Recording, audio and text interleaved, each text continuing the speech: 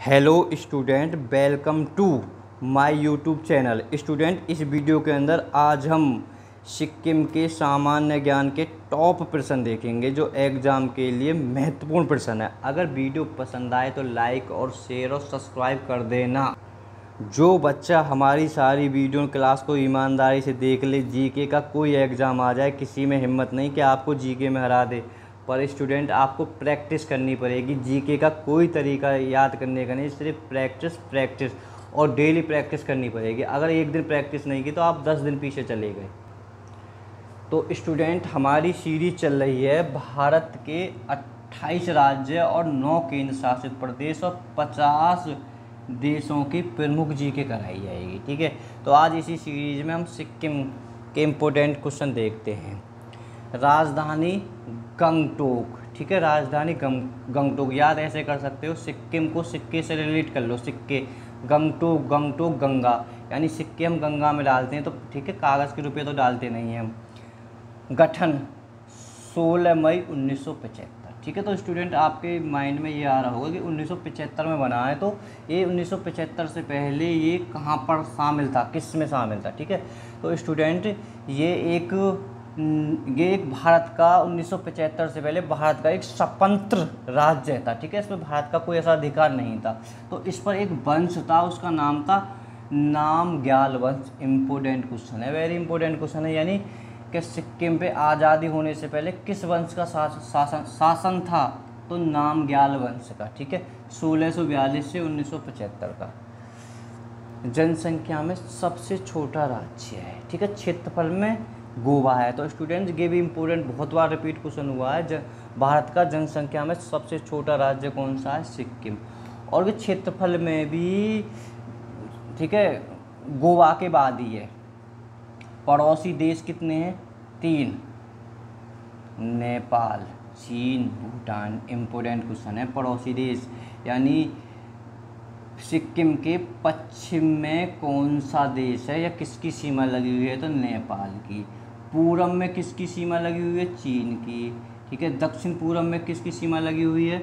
भूटान की। ठीक है स्टूडेंट, आप इनको लिख लेना, अच्छे से नोट्स बना लेना।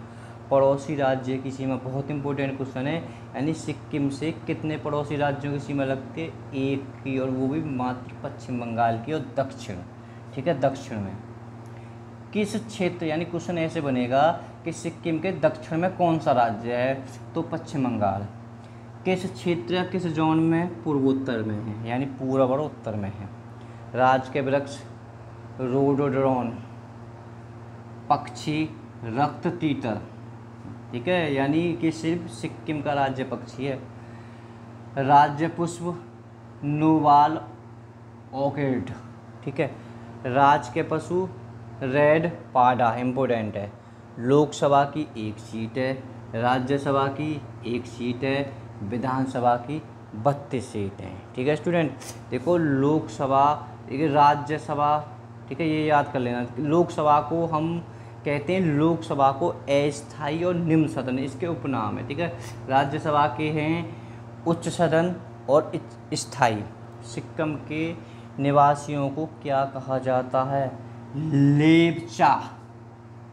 ठीक है, कोई कैसा भी क्वेश्चन बने, लेप्चा कहाँ से संबंधित है? सिर्फ सिक्किम से।